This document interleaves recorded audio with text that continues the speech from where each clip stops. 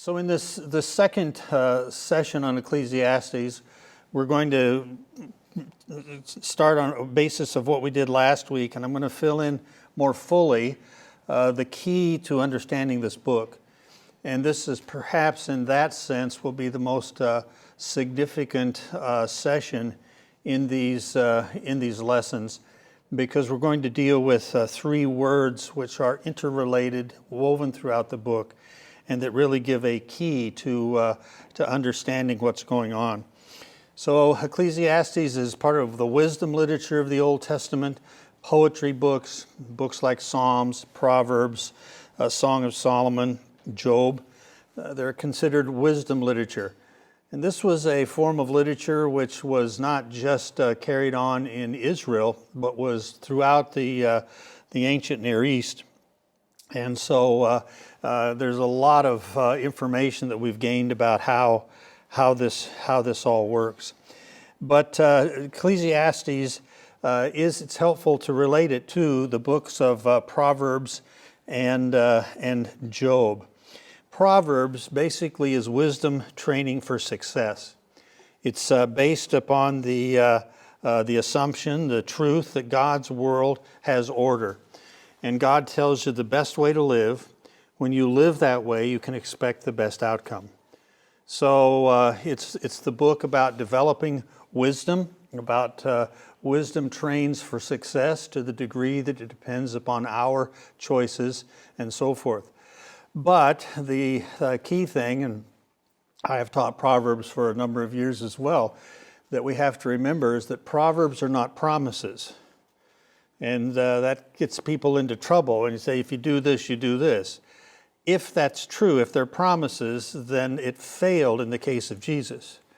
Because the Proverbs talk about the person who delights themselves in God, their enemies will be at peace with them. Well, generally speaking, that's a truism. But of course, it wasn't with Christ, was it? And so Proverbs are not promises because we have things like what happened in Job. Job was a righteous man. There's no question about that. A godly man of all of his generation.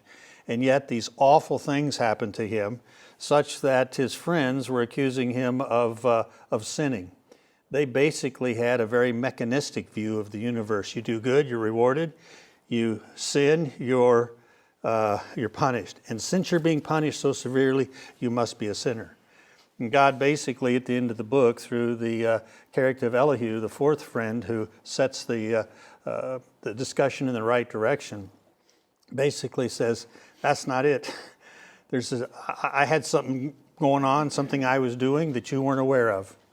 And so Job gives us the other side of the picture. And so Kohelet is the word used for the author of Ecclesiastes. I believe it's Solomon. We'll talk about that in a later session. But he's never named as Solomon. Kohelet is the title. It's often translated as the preacher, the assembler. We'll talk about that when we come to the discussion on authorship. But Ecclesiastes and Job basically looks at how you have to embrace the inexplicable aspects of life. So wisdom dealing with these conundrums, these enigmas. You know, Proverbs says the righteous person will generally live longer. That's what you can do to live longer, is live righteously. And yet we find in Job and Ecclesiastes that no, sometimes the good do die young, and the wicked prolong their lives in their wickedness. That's standing Proverbs on its head. But that's what Ecclesiastes is dealing with, Ecclesiastes and Job. And so that basically reflects the view of the world, that God is still free. So this world has got fuzziness to it. This world just doesn't behave like we think it should. Even people who do not believe in God believe in a concept of morality and justice. That isn't fair. That isn't right. Where does that come from? Well, it comes from the fact we're made in the image of God. But it's just a universal thought, because God is a moral creator who has created things to work in order and has shown in various ways that that's the way the world works best. And so we intuitively know this, but God is doing things that we don't understand. And so that's what the book is going to be dealing with, and I want to bring out how I think it's addressing that issue. So it is wisdom literature. This is a best-selling author, okay? When you pick up a blurb about a book and say, this is a book from a best-selling author, what are you going to assume? What are kinds of things that go through your head? Huh? It'll be fun to read. Why will it be fun to read? Other people liked it, but other people like a lot of things I don't like. But we'll give that. Why would anybody like it? What makes a literature good literature? Any kind of literature. Widely accepted thoughts, maybe? Widely accepted thoughts. Okay, widely accepted thoughts, so the ideas that are communicated. But there are people who really have good ideas that can't express them. What makes literature good literature? This is a literature class. Oh, shoot, I thought we were through with poetry and all this stuff. Well, if you're reading the Bible, you're not through with literature. It's the greatest literature that's ever been produced. But there are certain things about it. So we're dealing with a piece of literature, and we'll be talking about this. And you approach literature in a certain way. Literature is great, not just because of the idea that's communicated, but how it's communicated, the various conventions. Dropping a hint here about something, and you say, I wonder why they dropped that in, and you're reading down and say, oh, now the author's starting to develop that. Oh, and the author's developing this, and they're coming together. So whether you're reading a mystery or a romance novel or just any kind of literature like that, there are qualities about a book, a piece of literature, that draw us in and that make it what it is. And the Bible is no different. And so Ecclesiastes is at the top of this complex literary production. And it's going to be helpful to at least be aware of what we're doing. Now, I'm not going to make you go and analyze the book. I'm going to do that for you. But it's helpful to at least think through this, and that is that we're assuming certain things when we come to a piece of literature like Ecclesiastes. First of all, Ecclesiastes belongs in the canon. Now, that's canon with one end, not canon with two ends, all right? That's the thing you shoot at people. Canon with one end is a reed, the measuring stick. The canon of Scripture are the books that were recognized by, first of all, Israel and then the church, to be those that came from God, those that had the mark of inspiration. And so Ecclesiastes is in the canon. Now, there are many, many interpreters down through the ages who have questioned whether it should be. Martin Luther questioned whether James should be in the canon, the New Testament book of James. But we, by faith, actually understand that if God really produced this literature, God preserved it, and God saw to it that it came together and it was recognized. It wasn't a human activity. It was divine activity. Here are the books that I placed my mark of authorship on. Doesn't mean that we don't have issues and problems with understanding certain things. But I'm assuming that. And the only way you can make sense out of this book or any other book in the Scripture is to say that it came from God. Does God want to play games with us in communication? No. And so we assume that it's communication, it's from God, and therefore there's hope in understanding it. All right? Hope in the communicative process, the fact that God has created us to read and understand, and of course His Holy Spirit that helps us. Now, the other thing is, and this goes along with it, it's not simply a string of texts. Too often we pick up the Bible and we're going through our yearly Bible reading, or we just open the pages and start reading, and we just read till something hits me, till it is a zinger. Boom! Oh, there, God must be talking to me in this verse.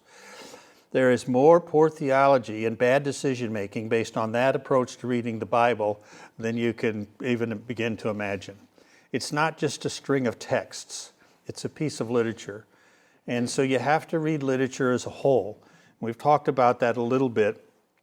And you have to look at what's going on here as a whole, how do the parts fit, and you work back and forth and expanding until you get a satisfactory idea of what this is all about.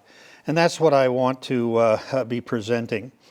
And then this third assumption, a controlling factor, is that there's an underlying unity, a scheme that controls the whole. Ted introduced me yesterday to the idea of color chords. You know, I know about guitar chords a little bit, but color chords. Oh my goodness, color chords. It's colors that go together, and then the tense within those colors that go together. I didn't even know that existed. And he's showing me these wonderful things about color chords. Well, a scheme is not just a device trying to get somebody, a schema, a color scheme, we'll use that term. How else do we use that term? But it's a word that has to do with the organizational structure of something, which is there for the purpose of creating something. I go into a house, I paint my house, and I pick this color for this room, and this color for this room, and this color for this room. And an interior decorator, as opposed to an inferior decorator, there are interior decorators who come in and say, why in the world did you pick that color to go with that color? I don't know, it was on sale. Well, that's not a good way to color coordinate your house. When we were painting our most recent house in Dubuque, my daughter Jenna, I had her to come over to help me select paint because she's an artist and she knows color. So she said, well, what about this color and this color? And we had 2 accent colors. In this one room, we painted in 2 different colors. And it worked. It worked because she chose the colors, okay? So the scheme, that how something is put together has everything to do with the effect. And so we're going to be thinking about that. What is the scheme of this book? What is the organizational structure? And then just thinking from that on, divine human authors employ structural features to communicate. All kinds of devices that are used in the producing of literature. And in this book, we'll find a preface or a prologue, which is what we looked at last week to get us going in our thinking about Ecclesiastes. There's a dual introduction that we'll find in the end of chapter 1, and we'll come back and look at that in some detail in a future session. There's also a dual conclusion or epilogue of the book. Some think it might have been added by a different editor, but that's okay because God's in control of editorial processes as well in creating of Scripture. And then there are repetitions, all kinds of repetitions that we find in this book. There are catchphrases like "under the sun" or "I said in my heart," and this just occurs all the way through. And it's not just like a verbal pause. Well, let's see. Now what am I going to say? It's intentional, and so it marks off little boundaries of little discussions and sections and so forth. There are repeated summaries. No one can find out the work that God does, and we're going to look at that in some detail this morning. And there is a refrain, an incredible refrain, nothing better than to eat, to drink, and to enjoy. And this is really the height of the book. And so we want to think through how this book is put together. And it's going to be a positive outcome rather than what tends to be a negative outcome on the book. Now let me illustrate what we mean by a negative outcome. This is my first real Bible as a young Christian. It was given to me in 1967. I just graduated from high school. And it was given to me by an elder in the church, and it's the New Schofield Reference Bible. So it began to modernize some of the language, some of the words, and footnotes, and it just God just used this Bible mightily in my life. But it takes what I think is the wrong approach to the book of Ecclesiastes, and I just want to refer to it to just kind of set the contrast here as to how the book is often understood, and it has been kind of brought down to us in things like this, introductions and commentaries and translations. And this take it says, Ecclesiastes is the book of man under the sun, reasoning about life. Now this, the view that this is representing is that under the sun is life that is discovered apart from God.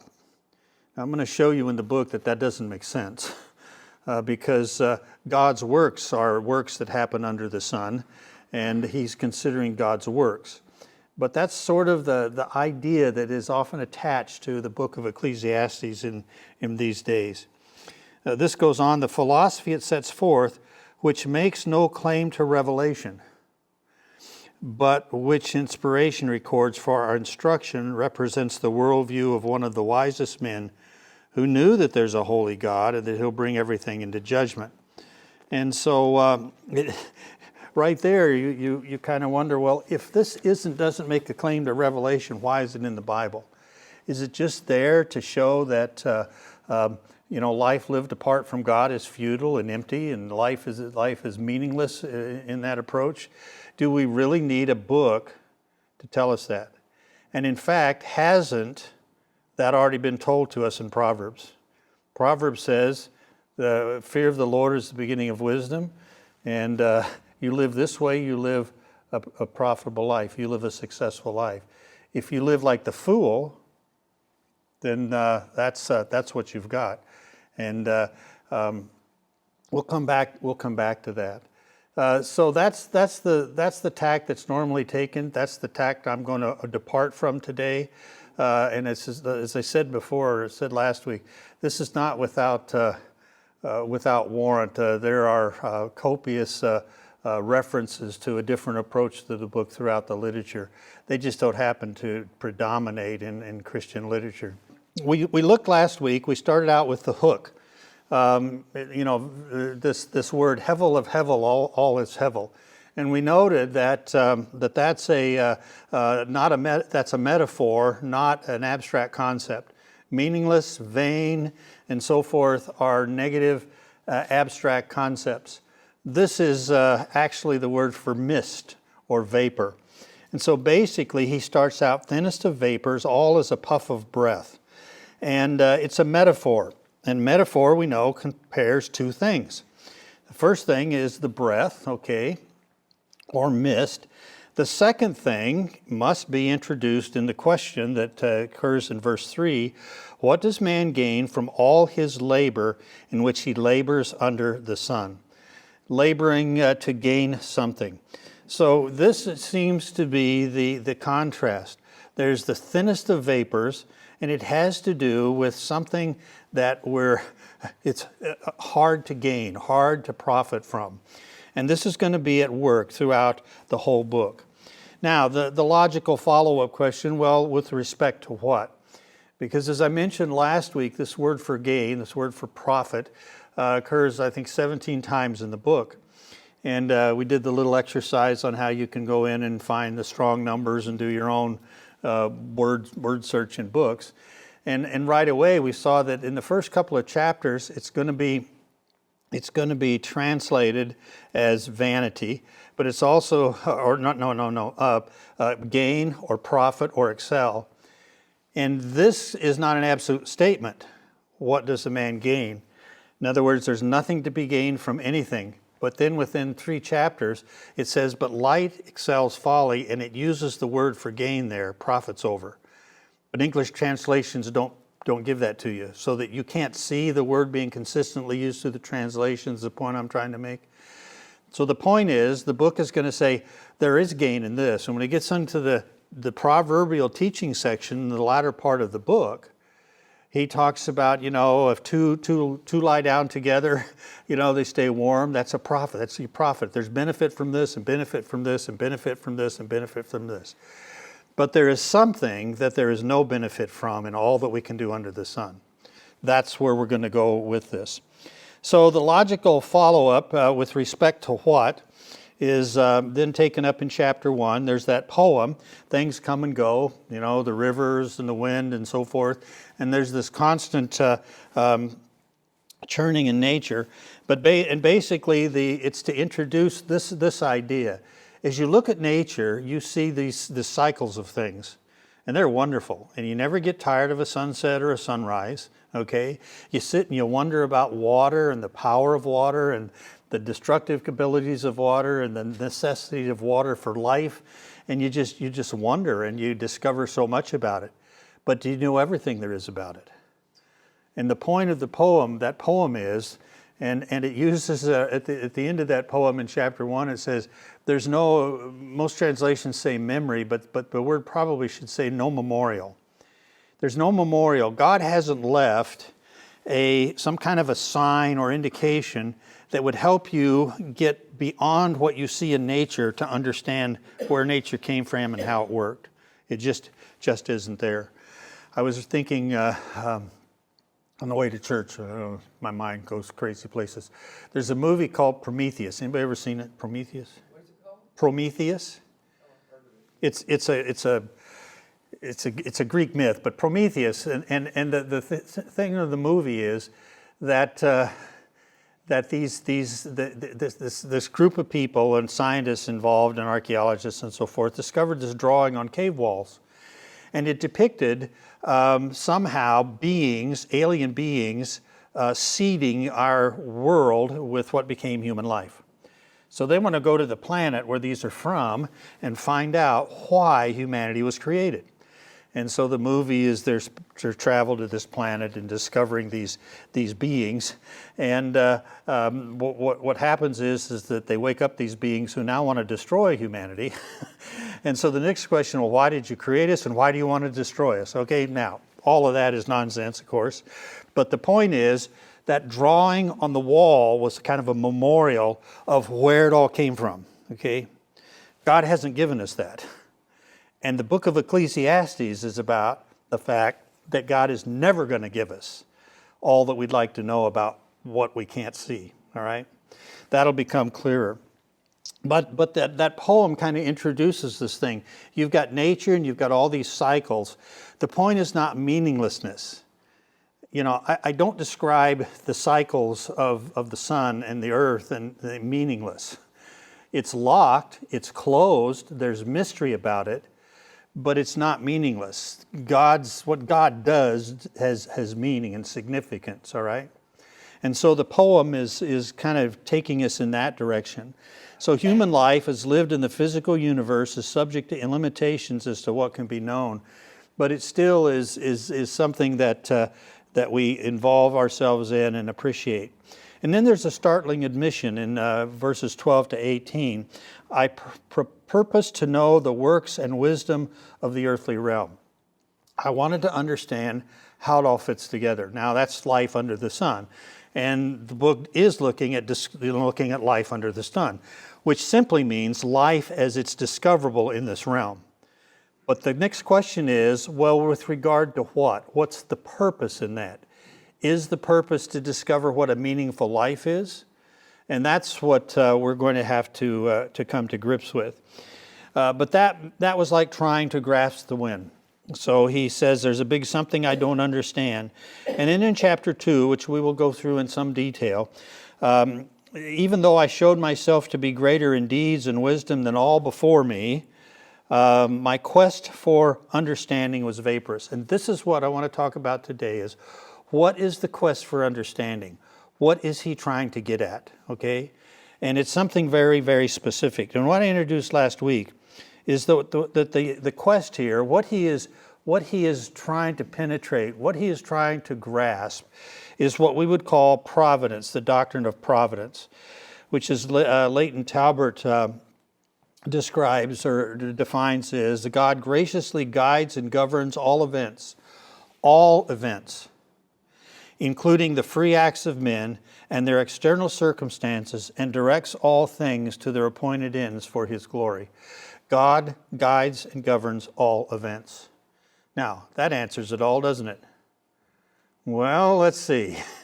So God, this event, which to me is a tragedy and it makes no sense, you guided and governed that? Yeah. But explain to me why. Explain to me how that all fits.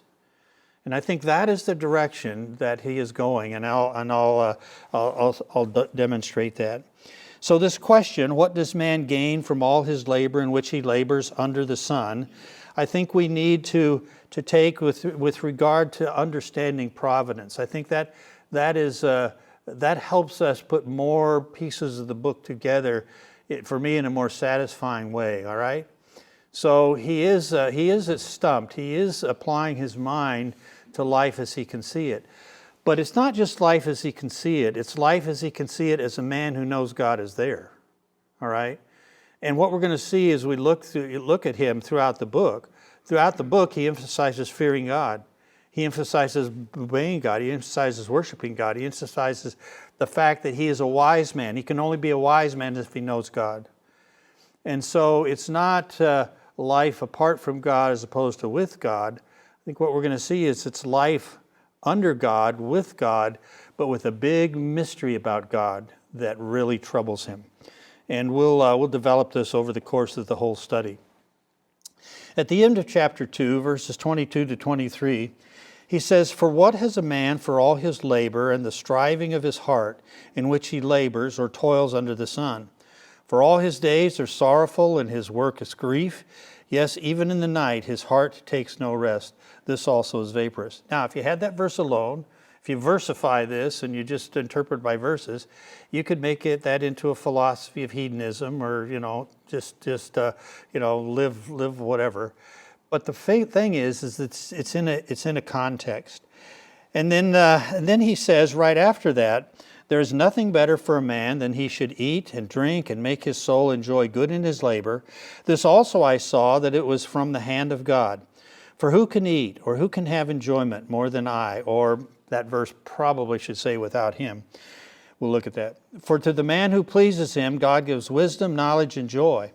But to the sinner he gives travail together, and to heap up that which he may give to him who pleases God. This also is vapor and chasing after the wind."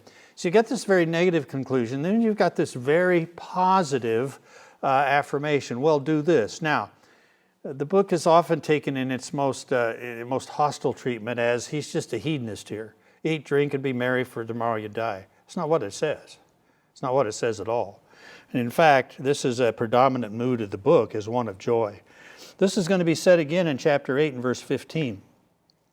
"So I commend the enjoyment of life. I commend the enjoyment of life because there's nothing better for a person under the sun than to eat and drink and be glad.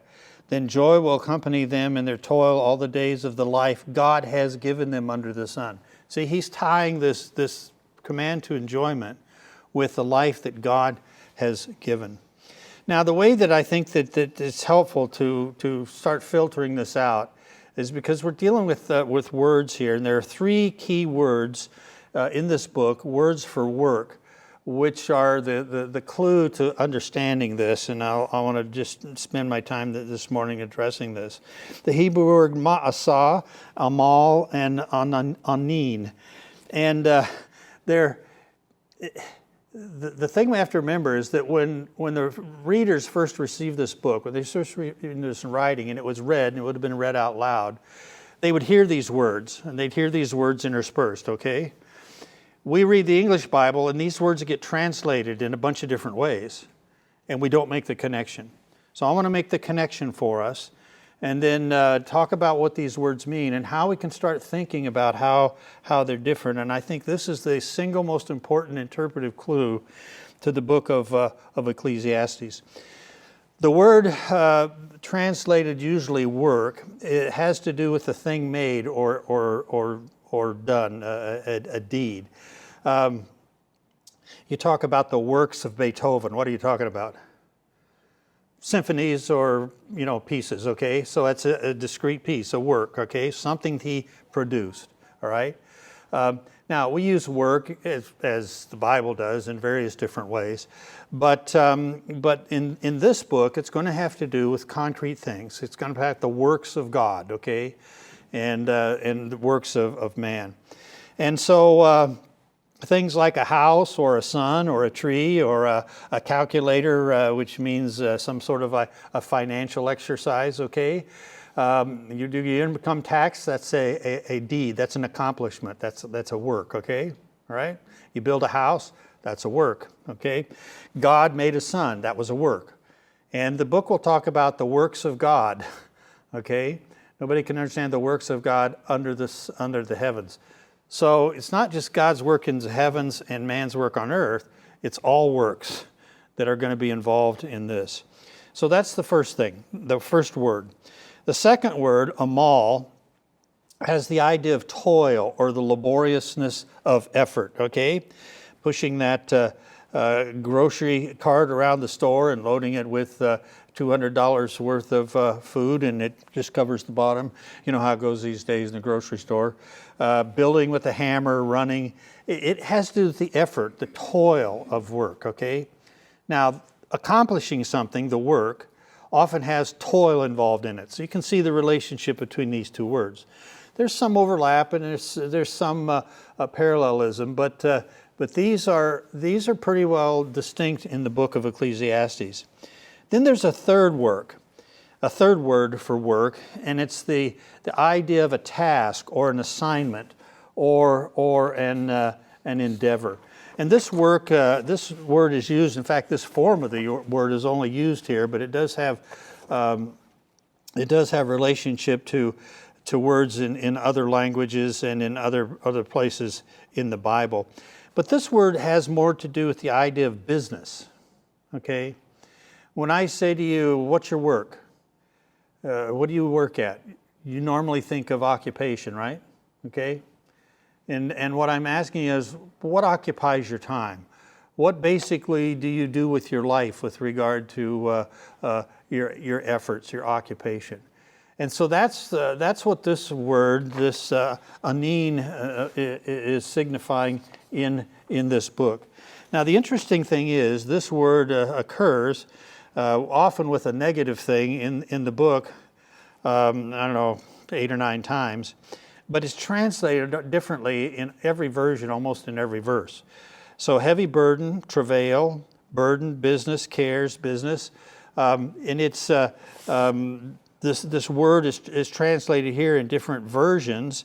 Travail, sad travail, painful occupation, sorry business, sorry task, thankless task, grievous task, trying task, unhappy business, heavy burden. Now, those communicate with us in English, but we have to understand how the word is going to be used in this context. So this word is going to have to do with what your whole life is about, okay? You may be a business person and you're trying to make a company work, and so this thing with that's up, okay? I'm becoming profitable. Our business is becoming profitable. Or you're going to type a book, okay? Or you're an author. So your whole life is authoring books, all right? Not just a paragraph, that'd be a work, When I was writing my dissertation, Kathy would get a little nervous. She says, "What'd you get done today?" "I got a whole paragraph written." She'd go, "You got a paragraph written? How are you ever going to finish?" "Well, that's dissertation. That was my work for the day, a paragraph of text. A whole lot of research and stuff, but a paragraph. And then, okay, I finally do the dissertation. That's a work. So, but then you've got what's your whole occupation, okay? Or a piano. You take piano lessons, and you might write a piano piece, or you might memorize a piece, and you perform it. That was a work. But to become a pianist, that's the overall task. So you see the picture? I'm going to illustrate it in about 9 ways. So we get a hold of this. Okay, so we moved to the last house we owned, and grandkids were just being born and growing up, and we had 2 big trees in our yard, 3 big trees. And Kathy said, "Well, as soon as we get the carpet torn up and the new floor put down," we had to remodel this whole thing even before we started moving in. One of the first orders of business is a tree house. We got to make a tree house for the grandkids. I said, "Oh, okay, I've never built a tree house before, but okay, in my mind, tree house." So start working on this. But when an idea comes, a task, okay, you start thinking, how am I going to do this? And then you start working, and that would be the toil part of it. And then there's an accomplishment, okay? There's a chair, okay? That's a work. That's the end goal. Now, it might be a chair that's broken, okay? Okay. But nonetheless, there's this process. Something in your mind, something you maybe put down on paper, then you put effort into it, and then you achieve the task. So let's just think through this. Task, toil, work. Task is the big picture, the final goal of everything. Toil is the effort that goes into it, and then work are things that are produced. Now, what would be the task here? Obviously, to build a building. Okay. Now you look at that and say, well, once that's started, it's going to be finished. Is that always the case? So you've got big tasks, and they generally get finished, because it's within the realm of a company to start and finish a task, like even a big building. Okay, so that's the overall goal, to build this building. Now there's a lot of toil that goes on in that. Okay, they start digging and hauling. I mean, you just think of all the labor. Okay, so you think of one day, a person comes on, spends his 8 or 10 hours working, sweating, hitting himself with a hammer, whatever, okay? At the end of that day, has there been an accomplishment? Well, hopefully, okay? A pile of dirt has been moved, or a concrete pillar has been poured and put into place. Well, that would be a work, all right? That would be something that has been accomplished in a finite, short amount of time. Okay, what we want to do is think about how these three words, these concepts relate to the meaning of Ecclesiastes, what's going on in Ecclesiastes. And there are three, actually more than that, but I'm going to give three statements here in Ecclesiastes that use these three words. In 1:13-14, he says, I applied my heart to seek and to search out by wisdom concerning all that is done under the sky. Now, I want you to notice the key here. I've got work. Where is it? Work, labor, toil, and task. And I've got them color-coded. All right? This is going to show you two things. It's going to show you the relationship with these three words. It's also going to show you how English translation tends to mask where these words are occurring. Okay? I applied my heart to seek and to search out by wisdom. He doesn't say he's doing it as a man apart from God. He's saying by wisdom. He's claiming to be undertaking this by wisdom. Now, he could have still been thinking about how you live life apart from God without wisdom. But I think there's another way we can look at it. Concerning all that is done under the sky. So the done is all that is worked under the sky. It's a heavy burden that God has given. Now, the word burden here is the task word, okay? And business might be a better translation. It's a heavy business or occupation or preoccupation that God has given to us. I have seen all the works that are done. Now, you've got a noun and a verb here that are the same. Literally, it's all the works that are worked under the sun. Now, we don't do that in English. They did in Hebrew, okay? Hebrew doesn't have as many words as English does. So one word can have a lot more meaning and nuance to it. So I've seen all the works that are done under the sun, and behold, all is vapor and chasing after the wind. So we've got two of them there, and here we've got a third. What profit has he who works in that in which he labors? I have seen the burden, and that's the business which God has given to the sons of men to be busied with. Same Hebrew root. I've seen the business that we've been given to be busied with. The occupation, okay? He has made, worked, everything beautiful in its time. He's also set eternity in their hearts, yet so that man can't find out the work that God has done from the beginning even to the end. So you see here, and it's the work that God has done, not just the works that man has done, but the work that God has done, which includes creation, includes everything on the earth, includes everything that goes under the idea of providence. So you see the relationships. In chapter 8, we find this again. When I applied my heart to know wisdom and to see the business, and there this translation actually uses the word business. Isn't it interesting? Now that's the way translations work, but helps to know what the underlying word is. That is done or worked on the earth.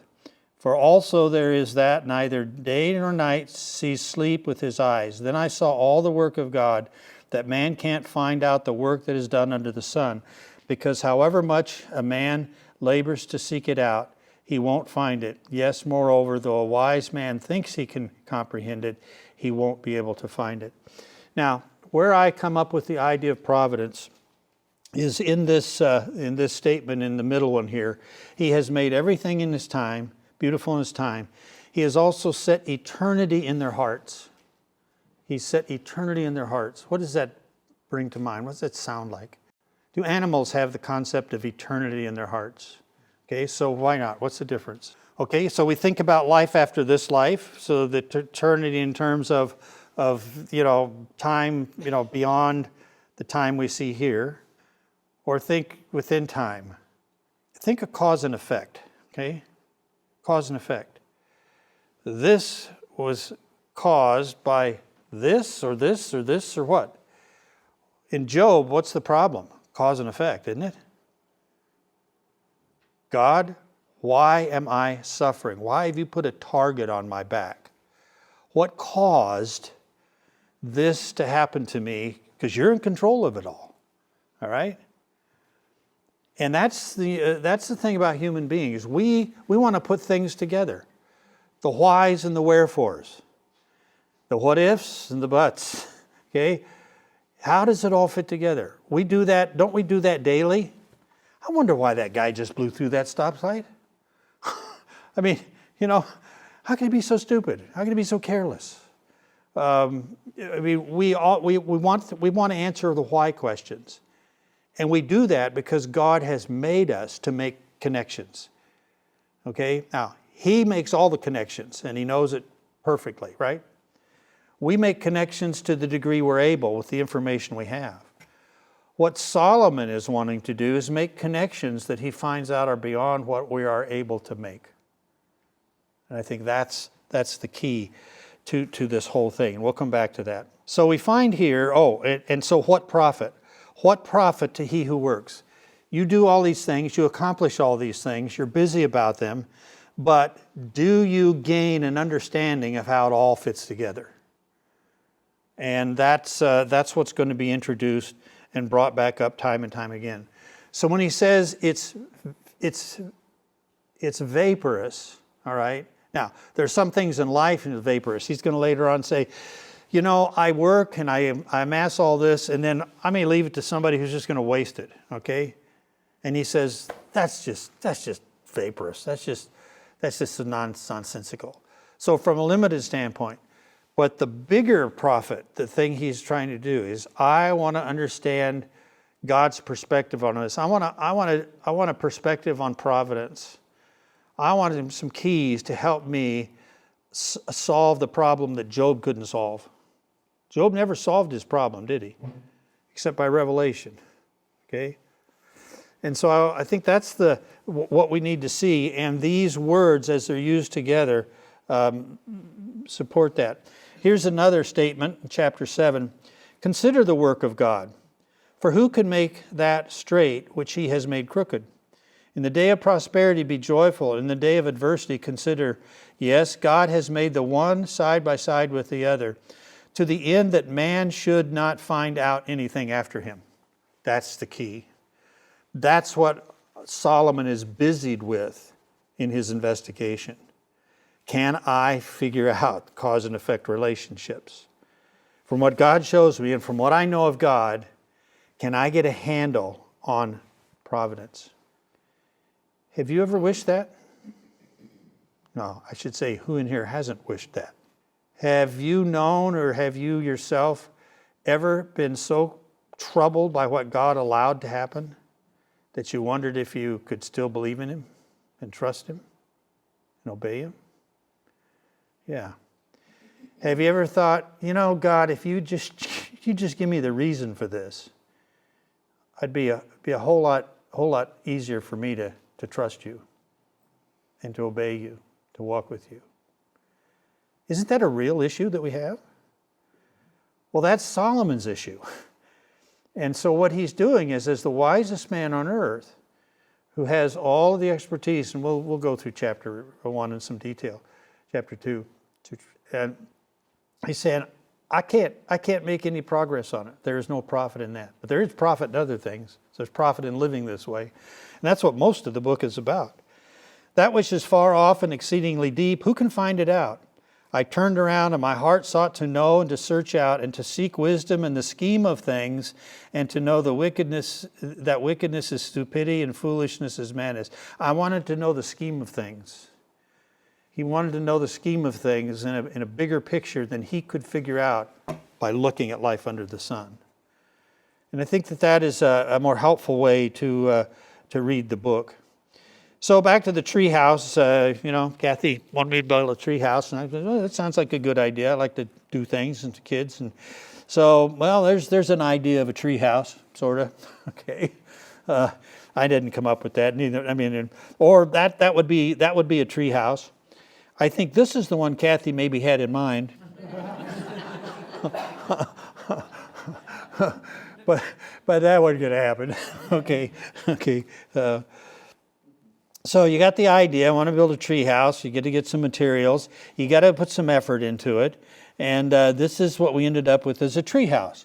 So it started out as a one-level ranch, and then it came a two-story, and then a two-story with a mezzanine, and then a sliding pole, and it just went on and on and on and on.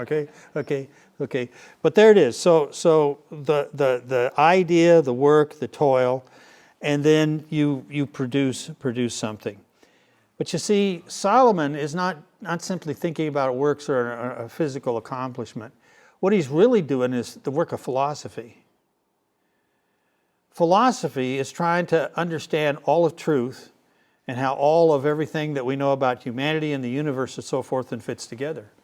And you go back and you read through philosophy, starting with Greek philosophy in the centuries before Christ. They were coming up with theories, with schemas about how the gods work and how human beings fit into that and so forth. And that really is what Solomon is doing here. And in fact, what we're going to see is that Solomon divides his quest into two parts. One is labor and just what I can do in living in life. And then the next is thinking. I'm going to think about wisdom and folly. And I'm going to think about this from a philosophical standpoint. So that's what's going on here, is that Solomon's quest, his task, is something that is ultimately not reachable. A skyscraper is ultimately completable, okay, human beings. But this isn't. And yet he says, who gave him that task? Who gave him that task? God. He has this burden, this task, which God has given to the sons of men to be tasked with. That's how they read that. Well, God, why do you do that to me? Why do you make me want to know what you know, but tell me I can't do it? Well, that's part of the mystery of God and our creation, our being created in His image. And it also is what genders faith. I'm finite, and yet I'm like God. And so this is where those worlds come together, and they come together in a clash many times. And that's what Solomon is dealing with. And when he talks about his frustration and death and so forth, and we'll look at some texts that can be taken in different ways. This is what he's doing. So he's basically, as a wise man, trying to deal with this. One of the things we find in a couple places in the book, what is crooked can't be made straight. Okay? What is crooked can't be made straight. What is lacking can't be counted. But sometimes we try, right? In verse 3, when I applied my heart to know wisdom and to see the business that's done under the earth, I saw all the work of God, that man can't find out the work that is done under the sun, because however much a man labors to seek it out, yet he won't find it. So it's a God-given task. It's a God-given task that is ultimately not reachable, but that we naturally give ourselves to. And Solomon, being who he was, and we'll look more about him, gave himself to it in a concerted way. So when this fails, when we fail to understand, which is what this verse says, then we do these two things. The outcome of this is, I know that there is nothing better for them than to rejoice and do good in one's lifetime. Moreover, that every man who eats and drinks sees good in all his labor. It's the gift of God. And this is the end of the matter. All has been heard. Fear God, keep his commandments, for this is the whole duty of man. For God will bring every work into judgment with every hidden thing, whether it is good or whether it is evil. This is the counsel, not just at the end, but throughout the book. This isn't just a tack on at the end to save this book from being about the reasonings of a man who was trying to live apart from God. Actually, the fear of the Lord occurs 4 or 5 times. We'll look at that. And this is what it's all about. And these 3 things, this quest, which ultimately is not achievable and exhausts Solomon, should give rise to these 2 things. So this is the message statement for the whole book. Frustrated in his exhaustive efforts to understand God's providential design as it impacts our earthly experience. This is the same mental process that Job was going through. Job's had to do with his personal experience of suffering, and loss. Solomon's has to do with the big philosophical questions of all of life, like a philosopher. But he's frustrated. He's exhausted by it. And we sense this in the book. He concludes that we must still enjoy life as a gift from God. And therefore we see the refrains. There's a refrain to enjoy life. This book is an ode to joy. It's not a poem of pessimism. It's an ode to joy. And it's not living life differently. It's living life as a gift from God. All the while living it responsibly by trusting in the one to whom we must ultimately give an account. And that statement about giving an account to God doesn't occur just at the end of the book. It occurs throughout the book. I've got a whole page, there must be 25 or 30 references that show the idea of accountability. God holds us accountable for how we live, and he directs how we live. This is wisdom literature. A lot of this book is Proverbs. But it's Proverbs wedded with the discussion of Job in terms of suffering and not understanding that. So this makes the study of this book important because, first of all, it affirms God as the good sovereign and the moral governor of our world. Okay, God is in control. Yes. He's a good God. Yes. So why suffering? He just hasn't told us all the reasons for that. Okay? But it affirms that he's a good, sovereign, moral governor of the world. It deals seriously with the troublesome, unanswerable why questions of our earthly experience. Solomon really is bothered by the wicked and what happens to the just and just the overturning of things. He really is bothered by it. It just grates on him. But he doesn't despair. He doesn't walk away from God. He affirms God. He affirms God as the moral governor of the universe, and knows that he will not do anything, but he discovers just as certainly as Solomon isn't going to be given the whys and the wherefores. That's what frustrates him. That's what he fails to do. And it counsels the believer to accept life with all its perplexities and problems as a good gift to be lived by faith. There is no book in the Bible that affirms the goodness of this life and the joy that should come in living this life more than Ecclesiastes. And it's not just an afterthought. It's not just well, this is what life should be. This is what life is, even though the other is there as well. So this is how I think the book is properly read in putting it together. And like I said, I'm going to give you the layers of overview, and then we're going to go back and just I'll build through the parts, and I'll show you how each part flows into this. And so we'll be able to see all of these statements that are so problematic and so variously understood in the context of this. So keep those 3 work words in mind. And they work together and throughout the book, and we'll develop how this scheme progresses as we go on.